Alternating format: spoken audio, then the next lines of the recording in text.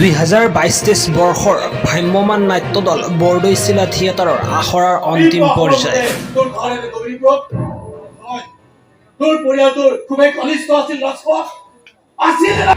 আখৰা গৃহৰ ভিতৰত কেনেকুৱা প্ৰস্তুতি অভিনেতা অভিনেত্ৰীসকলৰ।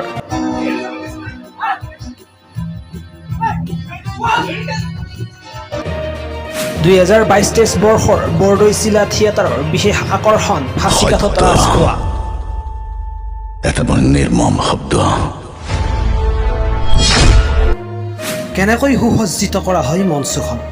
হঠাতে মঞ্চৰ ওপৰত চলন্ত গাড়ী, ডাঙৰ ডাঙৰ অট্টালিকা, গছ গছনিৰে ভৰি পৰে কেনেকৈ জানিবলৈ মন নাযায়নে? তেনেহ'লে চাওক আমাৰ এই প্ৰতিবেদন। বলিষ্ঠ অভিনেতা তপন দাস, অভিনেত্ৰী কল্পনা কলিতাৰ লগতে নপুৰণি শিল্পীৰে সুসজ্জিত ৰূপত সাজু কৰি উলিয়াইছে বৰদৈচিলা থিয়েটাৰ। এই সকলো কথা সন্দৰ্ভত আছাম স্পটৰ সংবাদদাতাই এক প্ৰতিবেদন যুগুত কৰিছে। চাওক এক প্ৰতিবেদন। হয়, মই বৰ্তমান উপস্থিত আছোঁ অসমৰ ভ্ৰাম্যমাণ জগতৰ আগশাৰীৰ নাট্যদল বৰদৈচিলা থিয়েটাৰৰ আখৰা গৃহত। আজি তেখেতসকলৰ নাট্যদলৰ যি আখৰা, এই সম্পৰ্কে আমি দেখুৱাম কিমান দূৰ তেখেতসকলে ইতিমধ্যে তেখেতসকলৰ নাট্যৰ যি আখৰা কিমান প্ৰস্তুতি আগবাঢ়িছে, এই ক্ষেত্ৰত আপোনালোকক আমি দেখুৱাম।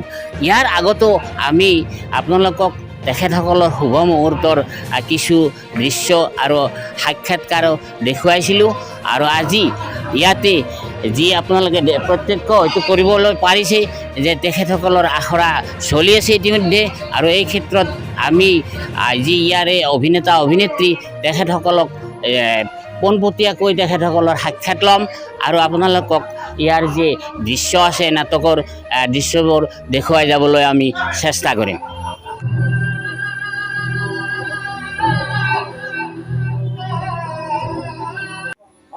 খবৰ মতে তোৰ ঘৰে গৌৰীপুৰত তোৰ পৰিয়ালটোৰ খুবেই ঘনিষ্ঠ আছিল। ৰাজপথ আছিল নাই? আছিল আছিল। তেওঁ আমাৰ ঘৰলৈ সঘনাই গৈছিল আৰু আমিও আহিছিলো আৰু ৰাতিও থাকিছিল বোলে।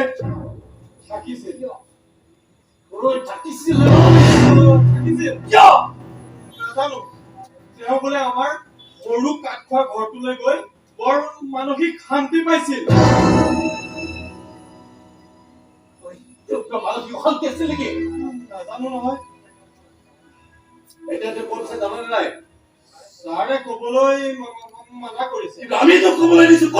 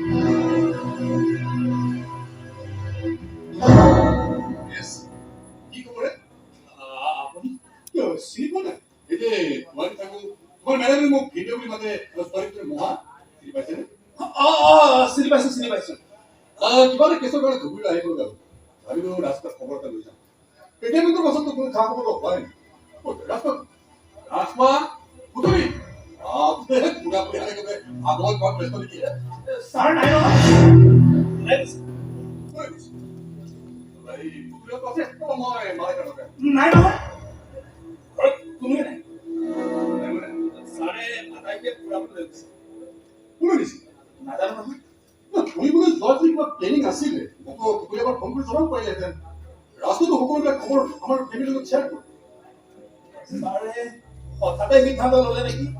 হঠাতে সিদ্ধান্ত ললেও মোক এবাৰ জনাব পাৰিলে। আগে পিছত দাঁতত ভাল লাগিলেও আমাক জনাইছে। মই সেইবোৰ একো নাজানো। আমি বন্ধ কৰা মানুহ, মালিকৰ সকলো কথা জনাৰ অধিকাৰ আমাৰ নাথাকে নহয়। আপুনি যাওক, মই বজাৰৰ পৰা আহোঁ।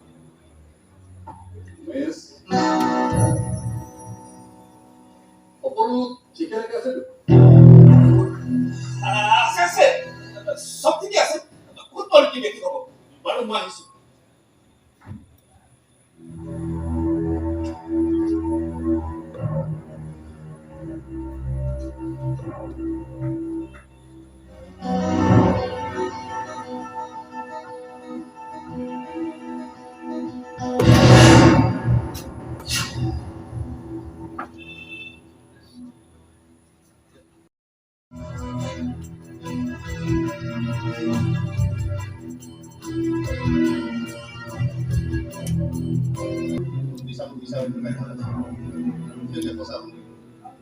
কিমান বেছি সঁচা যে পঞ্চকৰ্মী কাম কিমান বেছি সঁচা যে খাইলে কিমান বেছি সঁচা যে পিতাৰ বৰাখনত চিৰ চিৰি বোলে মই যায় kill them kill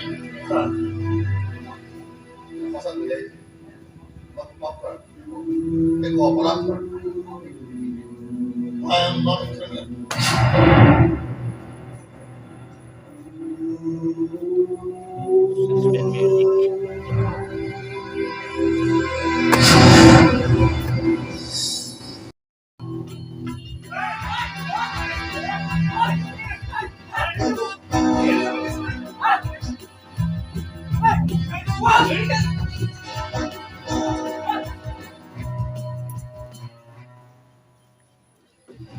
আমি শিলিগুৰি যাব লাগিব বুজিছে আগে মানুহ মই পিছে পিছে আপোনাক তেওঁ যদি সোধে আমি কিয় গৈছো বুলি ক'লে মই ভ্ৰমণ কৰি আহিছোঁ একো যোগাযোগ নৰকাৰ কাৰণে ভ্ৰমণ কৰি গুচি আহিম তাৰপিছত তেওঁ বা তেওঁৰ পৰিবাৰে আমাক একো চাহ খুৱাব আৰু চাহ খাই আমি উভতি আহিম তাৰ পৰা আমাৰ কি লাভ হ'ব আৰু কোনো ৰাজপথত খা খবৰ কিন্তু আমি কি কৰিব পাৰোঁ ছাৰ এই সন্দৰ্ভত আমাৰ ওচৰলৈ এতিয়ালৈকে কোনো ধৰণৰ কমপ্লেইন হোৱা আমি এটা কাম কৰিব পাৰোঁ ছাৰ আমি ৰাজখোৱাৰ সন্ধান উলিয়াবলৈ চেষ্টা কৰিব পাৰোঁ ইয়াতে নিশ্চয় ৰাজখোৱাৰ কোনোবা ঘনিষ্ঠ মানুহ আছে আমি ঘনিষ্ঠ মানুহৰ পৰা যদি কথাবোৰ উলিয়াব পৰা যায় তেতিয়াহ'লে মোৰ সন্দেহৰ ভুল কৰিব আটাইবোৰ তেওঁ যদি আছে একো অঘটন ঘটা নাই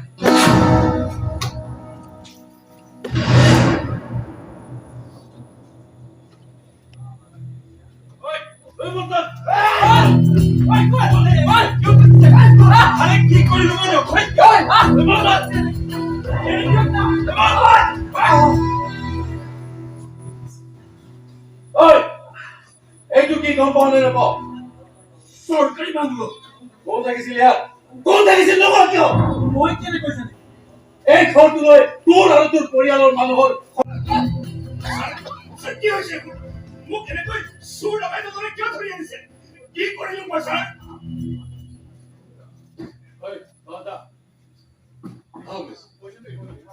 হয় ইতিমধ্যে আমি আপোনালোকক দেখুৱালোঁ কিছু নাট্য মুহূৰ্তৰ কিছু দৃশ্য দেখুৱালোঁ আৰু আজি আমি আপোনালোকক ক'বলৈ লৈছোঁ যে যিটো মঞ্চৰ নেপথ্য অৰ্থাৎ এওঁলোকে যিটো সাজ সজ্জা অৰ্থাৎ চিত্ৰশিল্পীবিলাক থাকে যেনেকৈ ধৰি লওক গলাবলৈ হ'লে সুৱগাৰ প্ৰয়োজন হয় ঠিক তেনেদৰে এই চিত্ৰশিল্পীবিলাকৰ অবিহনে এখন নাট বা সাজ সজ্জাত যিখিনি প্ৰয়োজনীয় বস্তু আছে সেইখিনি নোহোৱাকৈ আপোনালোকে আমোদ পাব নোৱাৰে এই ক্ষেত্ৰত আমি আমাৰ মাজত আজি চিত্ৰশিল্পী দিলীপ তালুকদাৰ আছে লগতে আমাৰ ভাইটি আছে আপোনালোকে প্ৰত্যক্ষ কৰি আছে যে তেওঁলোকে কেনেদৰে দিনে মানে নিশাই কষ্ট কৰি আছে এতিয়া ৰাতি প্ৰায় 10:20 হ'ল এতিয়া আমি তেওঁলোকৰ পৰা কিছু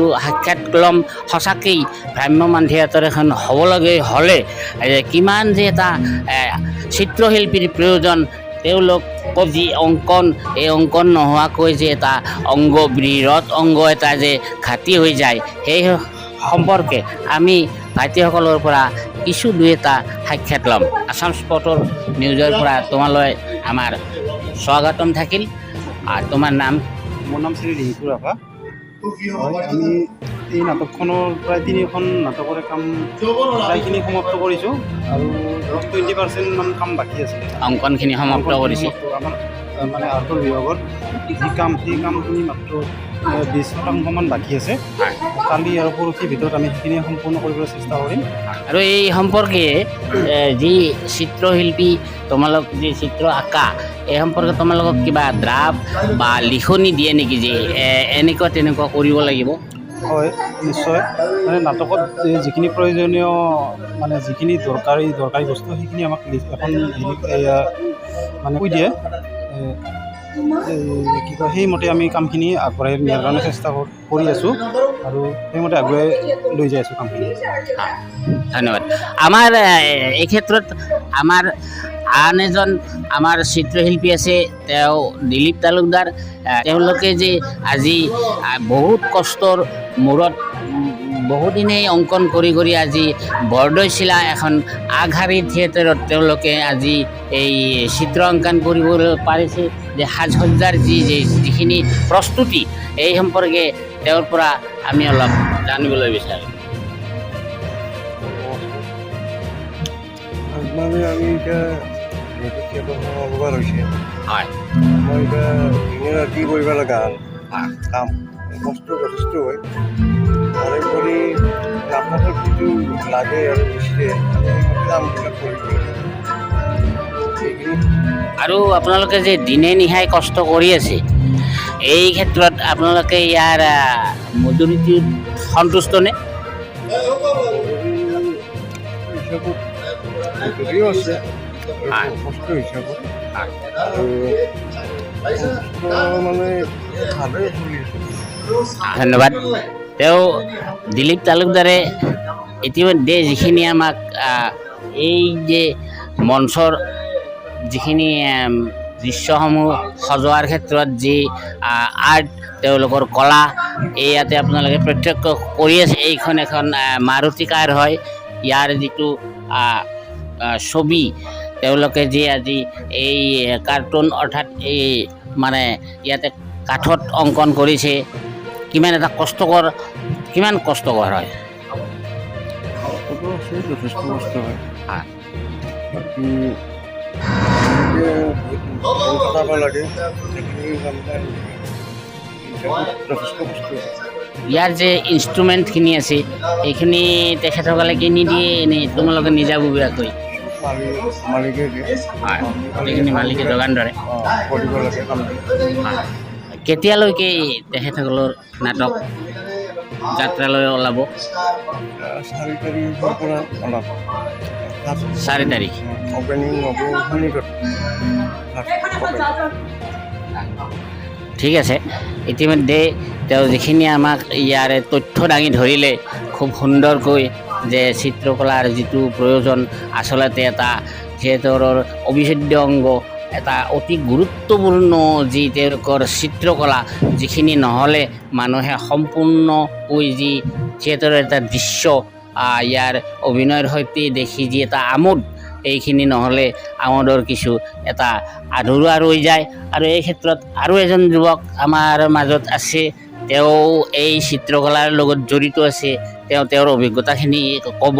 হয়, তোমাৰ নাম? হয়, মোৰ নাম চিন্ময় বেজবৰুৱা। হয়, মোৰ ঘৰ বৰভাগত হয়। হয়। মই ইয়াত মোৰ শিক্ষাগুৰু ৰাজীৱ আমিত ছাৰৰ লগত আহিছোঁ। হয়, ইয়াত কামখিনি কৰি বহুত ভালেই লাগিছে। মানে নতুন নতুন কিছুমান অভিজ্ঞতা পাইছোঁ ভ্ৰাম্যমান জগতত। তুমি কেতিয়াৰ পৰা এই চিত্ৰকলাৰ লগত জড়িত? মই মানে বহুত সৰুৰ পৰাই জড়িত। মানে প্ৰথমে আৰ্ট স্কুলত মানে এনেকৈ ছাৰক লগ পাইছিলোঁ। তাৰপিছত আৰ্টৰ মানে গোটেইখিনি ডিগ্ৰী কমপ্লিট হোৱাৰ পিছত মোৰ কাম চাই ধৰক কিছুমান ক্ষেত্ৰত অলপ ভাল পায়, এনেকৈ ছাৰে লৈ আহি মোক মানে কিছুমান বস্তু শিকাই দিয়ে আৰু এনেকৈ শিকোঁ আৰু এনেকৈ কাম কৰি আছোঁ। আৰু এই থিয়েটাৰ অৰ্থাৎ ভ্ৰাম্যমানত তুমি কাম কৰা কিমান বছৰ হ'ল? মোৰ এই 3 বছৰ হ'ব। 3 বছৰ। ছাৰৰ লগতে 3 বছৰ হ'ব। আৰু নিজে মানে সুবিধা মানে পোৱা নাই। এতিয়া ইয়াতে যিখিনি কাম চলে, চিত্ৰাংকন বা ইয়াত যি তোমাৰ মজুৰি বা চেলাৰী, এইখিনি দি তুমি সন্তুষ্ট থাকিব পাৰানে? আচলতে মানে পইচাৰ কথাটো আহি নপৰে। মই কামটো মেইন কথা ভাল পাওঁ, সেইকাৰণে কৰি আছোঁ আৰু। ঠিকে আছে। ভাইটি ইতিমধ্যে যিখিনি আমাক তথ্য দাঙি ধৰিলে, আচলতে কিছুমান ক্ষেত্ৰত যিটো মানুহৰ যিটো এটা প্ৰশান্তি, যিটো এটা পাৰদৰ্শিকতা, কামৰ প্ৰতি ব্যস্ততা, সময়খিনি এনেই নষ্ট কৰি বাহিৰা কামত নষ্ট কৰাতকৈ যিটো এটা তেওঁৰ কৌশলগত যিটো এটা চিত্ৰশিল্পী, ভৱিষ্যতে ডাঙৰ এজন চিত্ৰশিল্পী হোৱাৰ কাৰণে যিটো তেওঁৰ প্ৰয়াস, সেই ক্ষেত্ৰত তেওঁ চেলাৰী বা তেওঁৰ যি মজুৰি লৈ তেওঁ লক্ষ্য নকৰি কাম কৰি আছে। এই বৰদৈচিলা থিয়েটাৰৰ শুভ মুহূৰ্তৰ দিনাও কিছু আপোনালোকক আমাৰ চেনেল যোগে আমি দেখুৱাইছোঁ, সাক্ষাৎ দেখুৱাইছোঁ।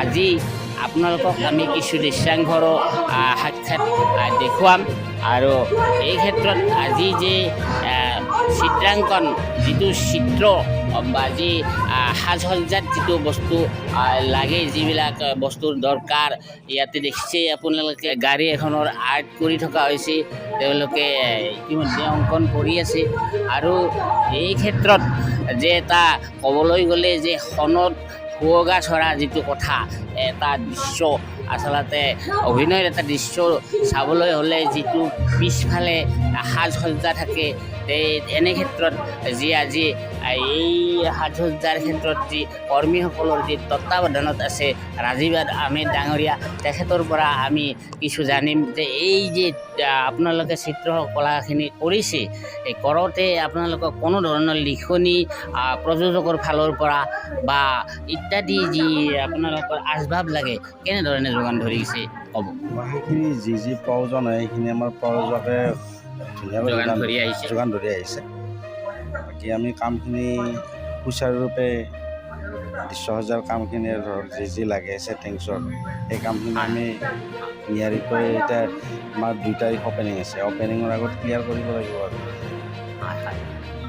ইতিমধ্যে তেখেতে কিছু ক'লে যে প্ৰযোজক যি ছাৰ মহোদয় তেখেতে মানে যোগান ধৰি আহিছে যিখিনি ইনষ্ট্ৰুমেণ্ট সা সজ্জাৰ ক্ষেত্ৰত যি বয় বস্তু লাগে বা ৰং তুলিকাকে ধৰি গোটেইখিনি তেখেতে যোগান ধৰি আহিছে আৰু এই ক্ষেত্ৰত আপুনি এইটো এটা চিক্ৰেট কথাৰ নিচিনা হয় এই ক্ষেত্ৰত চেলাৰীৰ সম্পৰ্কে কিবা কথা বতৰা থাকেনে যি দিয়ে তেখেতে তেনেকৈ এটা চুক্তি থাকে এটা থাকে তিনিখন নাটকৰ দৃশ্যসজ্জা লয় তাত কি হেৰি হয় সেই অনুপাতে হেৰিখিনি কৰা যায় আৰু তেনেদৰে চলি আহিছে আপুনি চলি আহিছে আচ্ছা এই কামখিনি আপুনি কিমান বছৰে কৰি আহিছে এনেদৰে এইখিনি মই 2007 চনৰ পৰা কৰি আহিছোঁ এছিষ্টেণ্ট হিচাপে আৰু 2012 চনৰ পৰা নিজাববীয়াকৈ তেখেতে কৈছে যে 2007 চনৰ পৰাই যিটো সাজ সজ্জাৰ যিটো অংকন তেখেতে দৃশ্যসজ্জাৰ যিটো ক্ষেত্ৰত মানে অংকন কৰিব লাগে তেখেতে সহকৰ্মী হিচাপে আছিলে আৰু 2012 চনৰ পৰা তেখেতে নিজাববীয়াকৈ এই যি অংকন দৃশ্যসজ্জাৰ যি দায়িত্ব আৰু যে আমাৰ ভাইটিসকলক ইয়াতে তেখেতৰ অধীনত নিয়োগ কৰিছে আৰু এই ক্ষেত্ৰত তেখেতে আপুনি এই ক্ষেত্ৰত যি শিকিছিল এই আৰ্ট স্কুল কোনজন গুৰু ক'ত শিকিছিল কওক মই প্ৰথমে শিকিছোঁ নলবাৰী আৰ্ট স্কুলৰ গুৰু আগবঢ় শৰ্মাৰ ওচৰত তাৰপিছত আৰ্ট কলেজত গুৱাহাটী আৰ্ট কলেজত ডিগ্ৰীটো পালোঁ আৰু এতিয়া এনেকৈ থিয়েটাৰ এনেকৈ চলি আছোঁ আৰু ঠিক আছে ধন্যবাদ আমি ৰাজীৱ আহমেদ ডাঙৰীয়ালৈ ধন্যবাদ জ্ঞাপন কৰিছোঁ আমি আছাম স্পট নিউজৰ তৰফৰ পৰা তেখেতে ক'লে ইতিমধ্যে যে প্ৰথম তেখেত আমাৰ নলবাৰী আদ্য শৰ্মাদেৱৰ ওচৰত তেখেতে শিকিছিল এই যে চিত্ৰকলাৰ বিষয়ে আৰু গুৱাহাটী আৰ্ট কলেজত তেখেতে শিকিছিল আৰু শিকি এতিয়া প্ৰায় 2007 চনৰ পৰাই এতিয়ালৈকে মুখ্য যি এই তত্বাৱধানত যে আছে সাজ সজ্জাৰ ক্ষেত্ৰত যি চিত্ৰাংকন শিল্পীসকলৰ তত্বাৱধানত তেখেতে চোৱা চিতা কৰি আছে মেনেজমেণ্টত তেখেতে সুন্দৰকৈ news desk report Assam spot